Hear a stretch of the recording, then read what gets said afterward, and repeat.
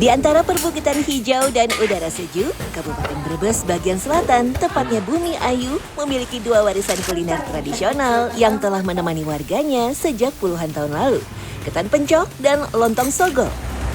Tekstur ketan yang lembut berpadu dengan parutan kelapa gurih dan manis. Sementara lontong sogol menawarkan kehangatan dari lontong padat yang disajikan bersama bumbu rempah yang meresap. Lantas, apa sebenarnya rahasia di balik kenikmatan ketan pencok dan lontong sogol Bumi Ayu? Ini harus pakai tenaga ekstra kan nih. Ibu, lumayan nih. Ini nih caranya.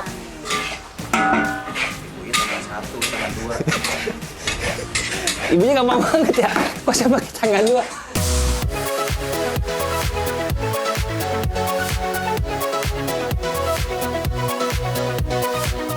Selain jadi buah tangan, ketan pencok Bumi Ayu memang jadi kudapan favorit para wisatawan yang berkunjung ke Bumi Ayu. Ketan pencok yang legendaris dan jadi pelopor di Bumi Ayu adalah ketan pencok Bubariah. Sudah ada sejak tahun 60, ketan pencok Bubariah sukses bertahan hingga sekarang. Pelanggan setia mengakui kenikmatan ketan pencok tak hanya di ketannya saja, serundeng kelapa yang gurih juga jadi penambah kelezatan ketan pencok. Kelapa yang digunakan untuk dibuat serundeng berasal dari daerah sekitar Bumi Ayu. Nah ini untuk motong kulit arinya butuh skill nih, nggak bisa sembarangan karena saya dari tadi kok nggak kepotong-potong ya Mbak ya tuh kulit ari tuh. Jelek banget hasilnya. Dan ini agak susah ya buat yang baru coba nih. Saya ketahuan nih, jarang motong kelapa jadi hasilnya begini. Setelah itu, kelapa diparut dan diperas untuk diambil santannya. Kelapa tua digunakan untuk masakan karena kandungan minyak dan lemaknya tinggi. Daging kelapa tua juga memiliki tekstur lebih tebal dan gurih. Tak heran, hasil perasan dari parutan kelapa tua menghasilkan santan kental dan kaya rasa. Nah, parutan kelapa ini akan disangrai hingga kering, kurang lebih selama 3-4 jam. Kenapa harus sampai kering ya? Biar nanti pencoknya itu tahan lama. Oh tahan lama, sedikit kalau basah enggak? Kalau basah kan nggak, masih ada kandungan airnya. Nanti malah cepet basi, cepet jamuran, dan ngaruh di rasa juga.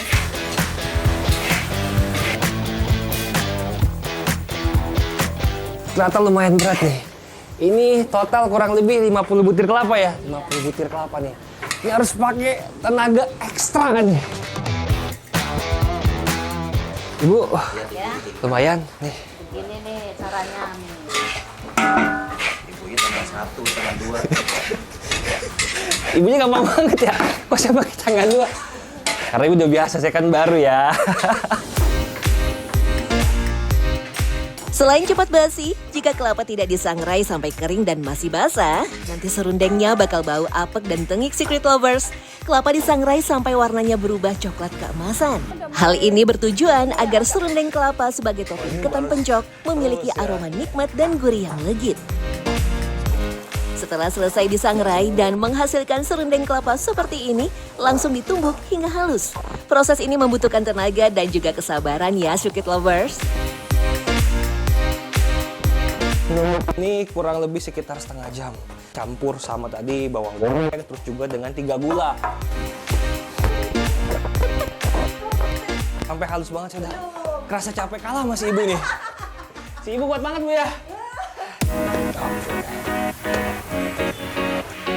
Setelah serundeng kelapa selesai ditumbuk, diayak agar semakin halus.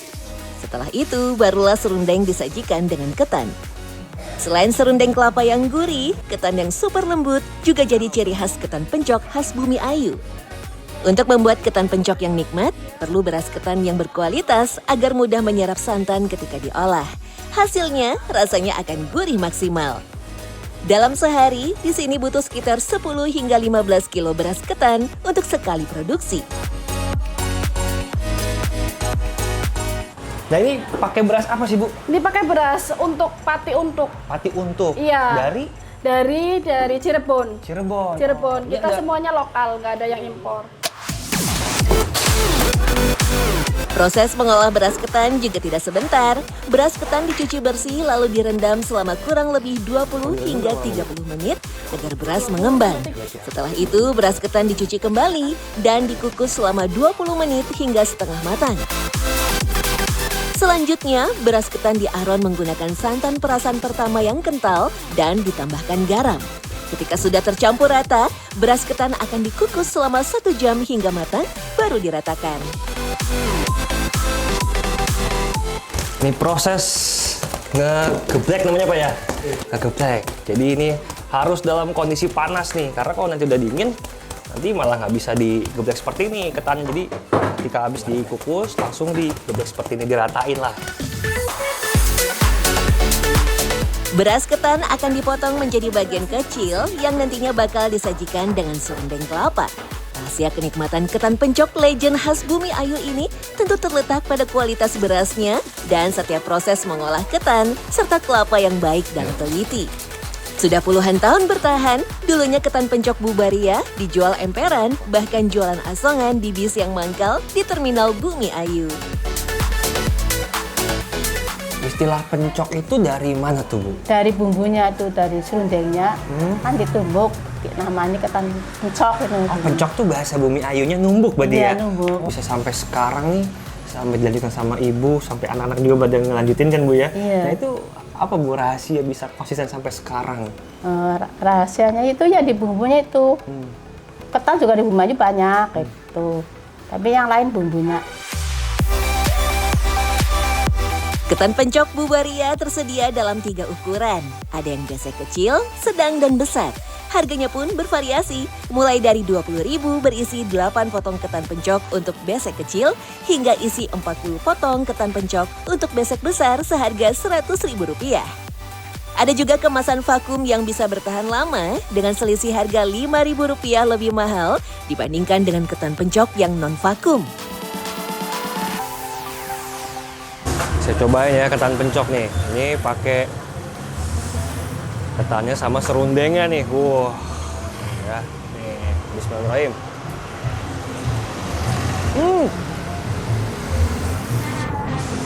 Lembut banget ketannya. Serundengnya tuh manis, gurih. Wah. Ini pakai temani sama kopi ini mantap banget nih sebenarnya. Wah. Ya. Mantap. Selain ketan pencok, olahan dengan campuran kelapa parut yang jadi favorit warga Bumi Ayu adalah lontong sogol. Lontong sogol berbahan dasar toge rebus dibaluri siraman kuah santan berbumbu lezat dan gurih. Uniknya, ampas kelapanya juga ikut dimasak bersama kuah santan. Komposisi rempah yang khas membuat sogol memiliki sensasi yang segar dan aromatik saat dikonsumsi. Masyarakat setempat menyebut kebiasaan menyantap sogol di pagi hari dengan sebutan nyogol. Hal ini dikarenakan banyak penduduk Bumi Ayu yang mulai bekerja di pagi hari dan membutuhkan tenaga ekstra. Sehingga menu sarapan yang paling mudah dan nikmat untuk mengisi perut adalah sogol. Dulu kuliner ini hanya dijual keliling saja. Namun sekarang sudah ada tempat makan yang bisa jadi tempat menikmati sogol dengan nyaman. Bu, ini berarti bumbunya apa aja nih Bu? Ini kan ada kelapa mudanya di atasnya Bu ya? Iya, kelapa muda. Apa aja bumbunya ini berarti Bu? Bumbunya bawang merah, bawang putih, cabai, salam laos. Garam laos. Iya. Nah ini kenapa pakai kelapa muda Bu? Iya, kelapa muda. Nggak pakai kelapa yang tua kenapa Yang tuh? tua kan rasanya beda. Kalau yang tua kan kasar. Kalau ini? Kalau yang agak lemas. Ya, iya. Dan ini disajiinnya udah gini aja berarti ya? Iya. Tinggal udah. ditambah sama biasanya gorengan? Iya. Oh, oke. Praktis. Sederhana nih ya, Iya. sederhana nih. Saya mau cobain rasanya seperti apa nih ya. Tuh ya, urap-urap itu. Ada kelapa mudanya tuh, kelihatan banget ya. Campur pakai lontong nih. Bismillahirrahmanirrahim. Bismillahirrahmanirrahim. Pinten. Gurih banget.